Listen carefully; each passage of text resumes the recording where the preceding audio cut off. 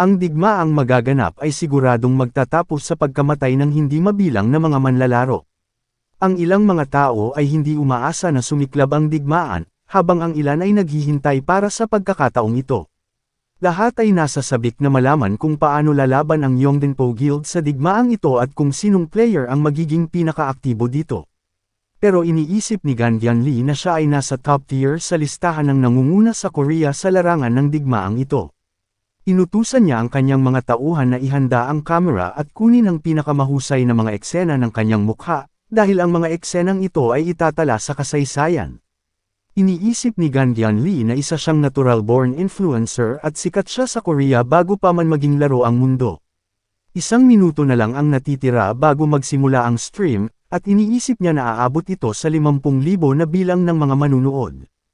Ipinaalam ng direktor kay Gandian Lee na handa na ang lahat.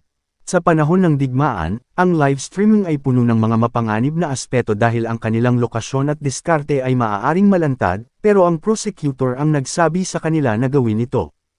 Ang iba pang mas maliliit na clan ay voluntaryong nag-stream para sa kasiyahan, ngunit ang kanilang stream ay isang opisyal na broadcast na pinamamahalaan ng pangunahing grupo na kasali sa digmaang ito. Ang layunin ng broadcast na ito ay kumbonsihin ang pinakamaraming tao hanggat maaari na lumahok sa digmaan, at ang role na ito ay perpekto para kay Gandian Lee. Na-overwhelm si Gandian Lee sa kanyang sarili at sinabi niya sa kanyang mga tauhan na ang sandaling ito ay mas mahalaga siya kaysa sa necromancer, kaya gusto niyang mag-focus ang mga ito sa kanyang mukha sa broadcast na ito. Si Han Sok-gu ay namimilipit sa maraming cringe vibes, pero kahit papaano ay pinipigilan niya ang kanyang sarili mula sa kinikilos ng mukhang si Harry Potter na may purple na buhok. Iniisip ni Gandian Lee na kahit gaano pa kaganda ang mga laban ng necromancer, ang digmaan sa pagitan ng mga absolute race na tulad nito ay palaging makakakuha ng higit na atensyon sa iba. Pero deep inside, alam niyang nababaliw ang mga tao sa mga stream kapag natatampok ang The Necromancer. Pero kung tututukan niya ang laban ng mga anghel at faction ng Diablo, baka bababa ng kaunti ang kasikatan ng Necromancer. Siya ay nababalisa habang iniisip kung hanggang saan ang mararating ng Necromancer sa kanyang ikatlong faction. Pagkalipas ng ilang minuto, magsisimula na ang stream at ipinakilala ni Gandian Lee ang kanyang sarili bilang ang taong kayang magsunog ng kahit ano. Tinanong niya ang kanyang mga tagasunod kung nakita na ba nila ang video kung saan sinunog niya ang ilang bastardo na mga devil faction hanggang sila ay naging tostado, ngunit ang kanyang crew ay tila nakatutok sa ibang bagay. Lumapit ang direktor kay Gandian Lee, at tinanong siya ni Gandian Lee kung may nangyari ba sa broadcast. Ipinaalam sa kanya ng direktor na mayroon lamang silang 19 na manunood, at nabigla si Gandian Lee matapos itong marinig. Ipinaalam sa kanya ni Han Sok-gu na ang Necromancer ay nagsimula na ng kanyang sariling livestream, at marahil ang lahat ng kanilang mga manunood ay lumipat doon upang makita ito. Si Gandian Lee ay nagagalit, at sinabi niya na paano lumipat ang mga manunood sa ibang mga livestream na habang sila ay naka-livestream ng digmaan na may kamatayan at kaluwalhatian. Sinabi ng direktor na kumikilos ang Necromancer, at tinanong siya ni Gandian Lee kung saan pupunta ang Necromancer. Ipinaalam sa kanya ng direktor na kasalukuyang nasa dagat ang Necromancer, pero hindi siya pupunta sa Ganghwa Island, at tila malayo na siya sa lupain. Si Gandian Lee ay nanonood ng livestream kung saan tinatahak ni Songwo ang karagatan sakay sa kanyang wyvern. Napasigaw si Gandian Lee na baka sasalakayin niya ang mga pirata. Samantala, maraming barko ang nakadaong sa Pirate Island, puspusan ang paghahanda para sa parada, at sinusubaybayan sila ng mga maliliit na guild. Samantala, sa loob ng Memorial Hall, nakatayo ang pinuno ng pirata na si Chen Gong sa harap ng estatwa ng anghel. Tinitingnan niya ang kasalukuyang quest na inilabas ng faction ng anghel. Ang isa sa kanyang mga tauhan ay lumapit sa kanya upang ipaalam sa kanya na oras na para sa seremonya, at dapat silang magmadali.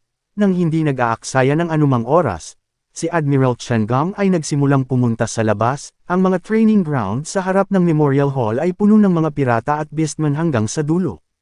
Isang bagong anunsyo ang nagpapaalam sa lahat tungkol sa pagdating ni Admiral Chen Gong at ng kanyang mga executive, at sa ngayon ay magpapatuloy sila sa rally ng Red Revolutionary Army. Sinabi pa nito na pagsasamahin nila ang kanilang mga kapangyarihan upang mamanage nila ang kasakiman ng Necromancer. Iniisip ni Chen Gong na malayo na ang narating niya matapos ma-kick out sa second Chinese server. Na-control na rin niya ang maraming isla sa kontinenteng ito. Maraming puwersa sa bawat server ang nagpadala ng kanilang mga specialized drone para i-broadcast ito ng live, at may mga espiya din na pinadala. Sa madaling salita, ang buong mundo ay nanunood sa stream na ito. Makikita nilang lahat sa lalong madaling panahon ang pagpatay niya sa bawat manlalaro sa Korea, at uubusin sila gamit ang kanyang walang awa na kapangyarihan. Inaanyayahan ng announcer si Admiral Chen Gong na magbigay ng kanyang talumpati. Umakyat si Chen Gong sa entablado. Sinabi ni Admiral Chen Gong na siya ay nabuhayan nang mangyari ang kaganapan na ito, at ngayon, lahat ng mga katulad nila na umalis palabas ng kontinente ay nagtipon sa pamumuno niya. Sinabi pa niya na mayroong galing sa ibang kontinente ang nagbabantay sa kanya ngayon, pero sinabi niya sa kanila na hindi dapat sila magproblema, dahil wala siyang plano na bumalik kaagad sa Chinese server. Bukas ay pupunta sila sa Korean server, at kapag nakuha na niya ang lugar na iyon, babalik siya rito at buong ipagmamalaki na ihahayag ang kanyang tagumpay sa Korean Peninsula. Pero bago niya matapos ang kanyang talumpati, isang malakas na lindol ang nagsimulang mangyari. Sinabi ng kanyang mga nasasakupan na masyadong malakas talaga ang lindol na ito at baka may pumutok na bulkan sa kung saan. Ang mga dingding ng Memorial Hall ay nagsisimulang gumuho mula sa loob na parang tinamaan ng pagsabog. Lumabas si Song-woo sa ground ng parada habang nakasakay sa Skeleton Alpha Wyvern. Ang mga pirates ay masyadong nagulantang pagkatapos makita ang isang malaking wyvern. Nagpatawag si Song-woo ng maraming skeleton bird sa larangan ng digmaan. Sinimulan ng mga skeleton bird ang pagpatay sa mga pirata kabilang na ang mga warbeast na masyadong natatakot sa pagsali sa laban na ito. Sumigaw ang announcer na nandito na ang necromancer mula sa Korean server. Nagtataka si Chen Gong kung paano lumabas ang necromancer mula sa loob ng Memorial Hall nang hindi na alerto ang sinuman. Kinaila ni Song-woo pataas ang estatwa ng anghel at winasak ito para ma-demoralize ang mga pirata. Ang kanilang buong main stage ay nasusunog, at malapit na itong gumuho sa lupa. Sinira ni Song-woo ang ulo ng estatwa ng anghel, at nakatanggap siya ng abiso na nagsasaad na matagumpay niyang nasira ang dalawang estatwa, at isa na lang ang natitira na estatwa hanggang sa matapos ang quest na ito. Sinabi ni Chen Gong na ang necromancer ay may lakas ng loob sa paglipad sa teritoryo ng kaaway at pagsira sa kanyang anghel na rebulto. Ang mga pirata na mga low rank ay nagsabi lamang sa kanya na ang necromancer ay may ilan lamang na mga flying skeleton, at karamihan sa kanyang mga skeleton ay puro nakakagalaw lamang sa lupa. Ang pirate commander ay nag-utos sa mga sniper at magician na barilin si Song-woo, pero wala silang magagawa laban kay Song-woo dahil medyo malapit na siya sa kanilang pinuno. Nakilala ngayon ni Song-woo si Admiral Chen Gong sa unang pagkakataon. Ipinaalam ni Ji-soo-yun kay Song-woo na ang rampart at ang external rooftop ng gusali ay puno ng mga sniper, at ang buong hukbo sa paligid ng training ground ay nagsimulang pumunta dito. Sinabi ni Song-woo na naghanda si Admiral Chen Gong para sa isang bukas na pag-atake, pero wala silang ideya na tatambangan sila mula sa loob sa pamamagitan ng paggamit ng Angel Swing Piece na kayang mag-teleport sa malapit na estatwa. Gayunpaman, mas lalo silang mahihirapan habang tumatagal sila rito dahil nasa teritoryo pa rin sila ng kaaway.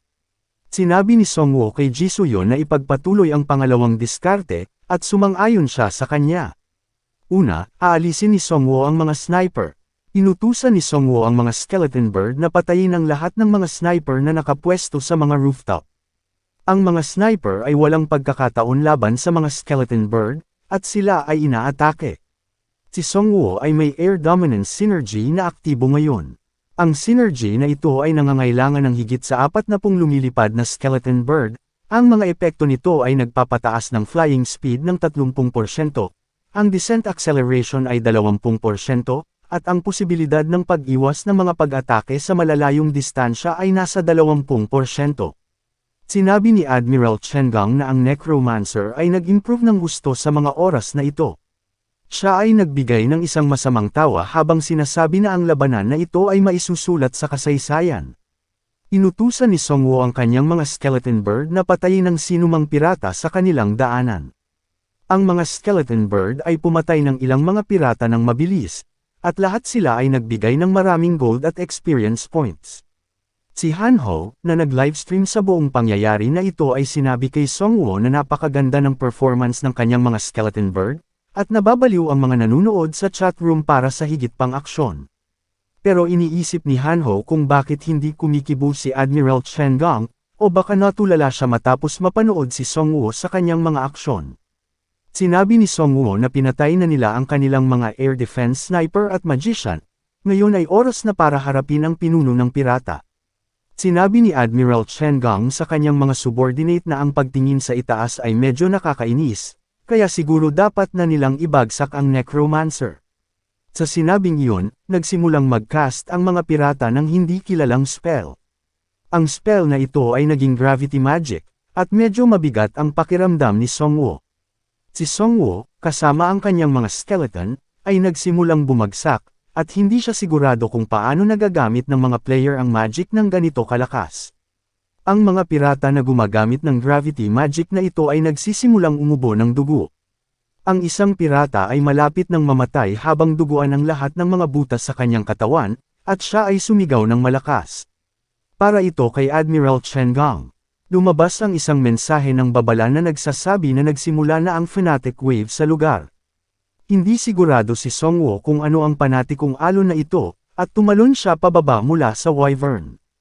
Lahat ng mga pirata ay sumugod kay Songwoo habang sumisigaw sila ng malakas na ang necromancer ay bumaba na, at ngayon ay iaalay nila ang kanilang buhay para kay Admiral Chen Gang.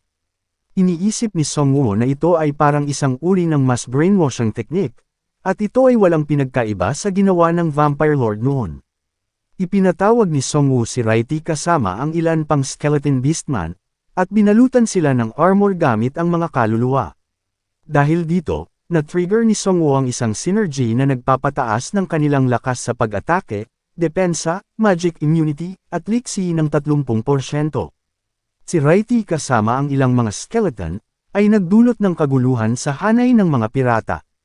Iniisip ni Songwoo na ang gravity magic ay hindi niya inaasahan, ngunit ang pagsakop sa kanilang base ay medyo napakadali, pero ang pinakanakakaibang bagay ay si Admiral Chen Gang na hindi pa gumagalaw kahit kaunti, at marahil ay naniniwala siya sa diskarteng ito ng pag-atake ng kanyang hukbo laban sa panig ni Songwoo.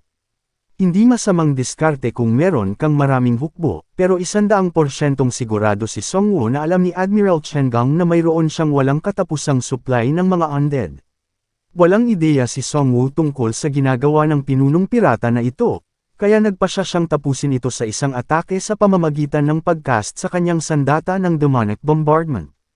Ginamit ni Songwoo ang kanyang demonic bombardment skill patungo kay Admiral Chen Gang, at maraming mga pirata na low rank ang hamarang gamit ang kanilang mga sarili sa demonic bombardment at sila'y nagkapira-piraso. Sa kabilang banda, sinusubukan ni Ji So-yeon na hanapin ang mga bilanggo. Kamakailan lang, sinabi sa kanya ni Songwoo na ang mga pirata ay talagang nagtatago ng kanilang mga bilanggo sa isang lugar pagkatapos naganap na sakupin ang islang ito. Ililigaw ni Songwoo ang lahat ng kanilang atensyon sa kanya habang hahanapin at palalayain ni Ji So-yeon ang mga bilanggo. Ginamit ni Ji So-yeon ang kanyang kakayahan sa paligid at nalaman na maraming tao ang nasa unahan. Sa wakas, nakalapit siya sa isang pinto na ganap na selyado. Walang nagbabantay sa lugar, at may boses na nagmumula sa loob na nagtatanong kung kasama siya ng mga pirata. Sa sandaling siya ay naglakad, 2 centipede monster ang lumabas sa lupa mula sa kanyang likuran. Walang pag-aaksaya ng oras, mabilis na tumalon si Ji So-yeon palayo sa kanila. Ang mga centipede na ito ay medyo malaki, at medyo may kakaiba sa kanila. Ayon sa kanilang informant, kayang mag-brainwash ng pirate leader sa kanyang mga tauhan sa pamamagitan ng isang makamandag na centipede. Habang nakikipaglaban sa kanila, iniisip ni Ji So-yeon na baka pinakain nila ang mga bilanggo sa mga centipede na ito para palakihin sila. Nang hindi nag-aaksaya ng anumang oras, pinaghahati ni Ji So-yeon ang 2 centipede. Pagkatapos nito, binuksan niya ang pinto upang palayain ang mga bilanggo. Sinabi sa kanya ng mga bilanggo na kailangan niyang tumakas kaagad bago siya makuha ng mga halimaw, pero sinabi sa kanila ni Ji So-yeon na hindi na nila kailangang mag-alala dahil pinatay na niya ang mga makamandag na centipede. Ang mga bilanggo ay natatakot, at ipinaalam nila sa kanya na ang kanyang pinatay ay hindi ang higanteng poisonous centipede.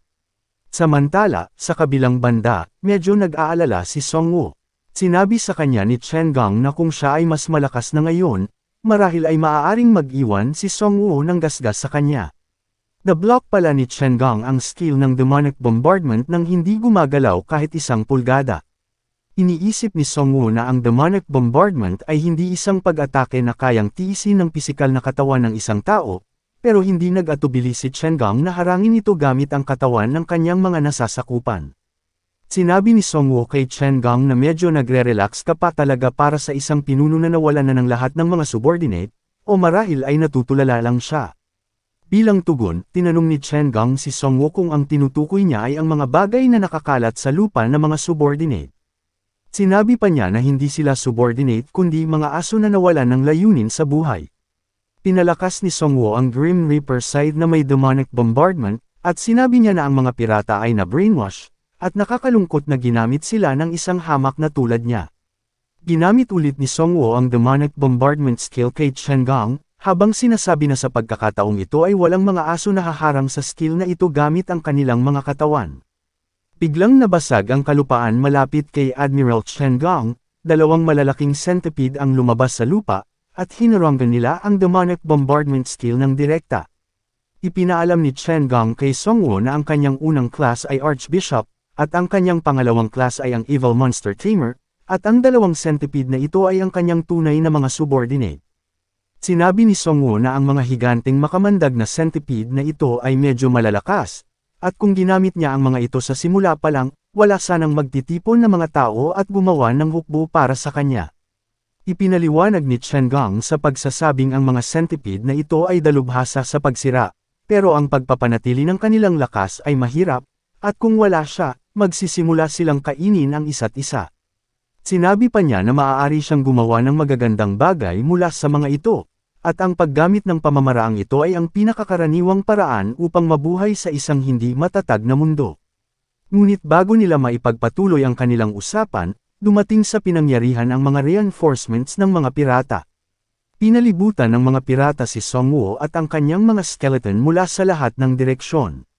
Sinabi ni Admiral Chen Gang na ang diwan ng kanyang mga pirata ay lubos na kapuri-puri, habang tinutupad nila ang kanilang mga tungkulin hanggang sa huli.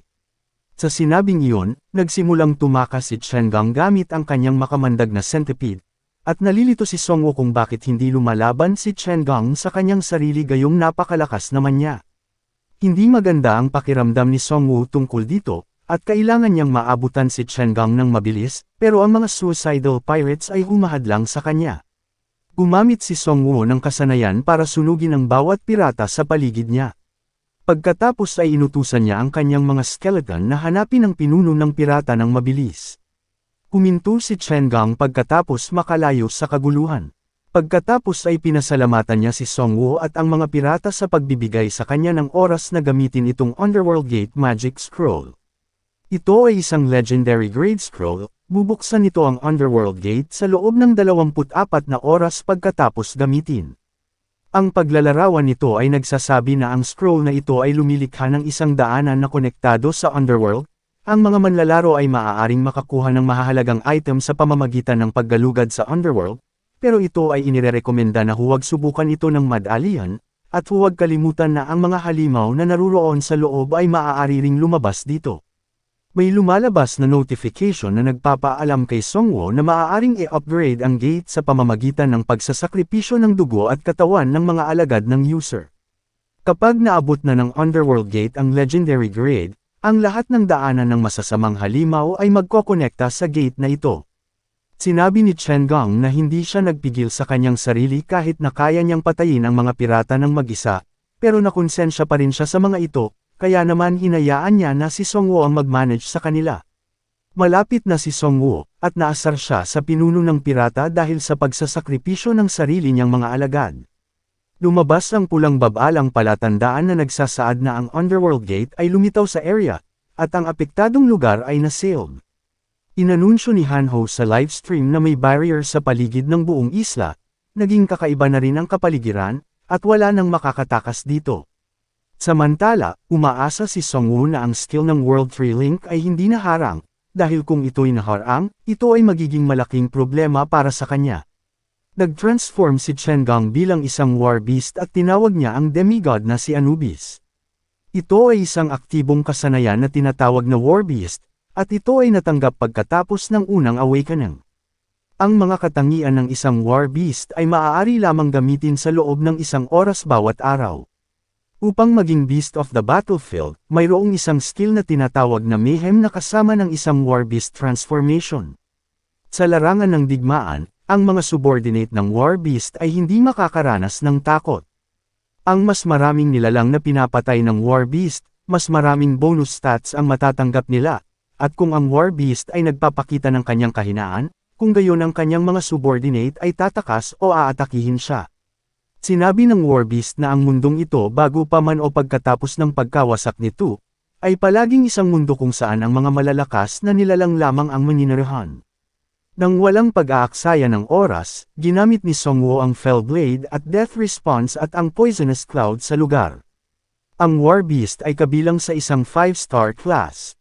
Samantala, ang Anubis, na isang kalahating Diyos ng kamatayan, ang kanyang kalaban, at pareho na silang overpowered para malaman kung sino sa kanila ang mas angkop, na pamumunuan ang magulong mundong ito. Ang gate ng Underworld ay naging ganap na aktibo, at ang malalaking evil monster ay nagsimulang lumabas mula dito. Samantala, sa kabilang panig, ang hukbo ng mga undead ay ganap na nakahanda na din upang labanan ang mga masasamang nilalang na ito.